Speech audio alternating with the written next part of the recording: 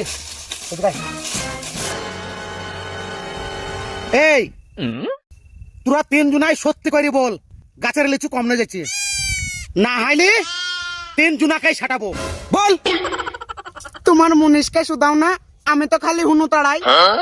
এই এই তুই বল গাছের লিচু কম না যায় তোমার বড় বেটাকে শুধাও।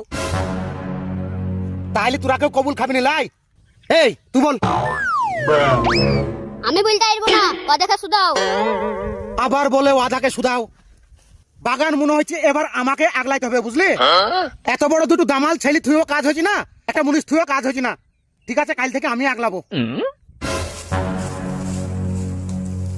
যা রে যা, যাও গো যাও, বাগান দেখো গা। আব্বা শুনো,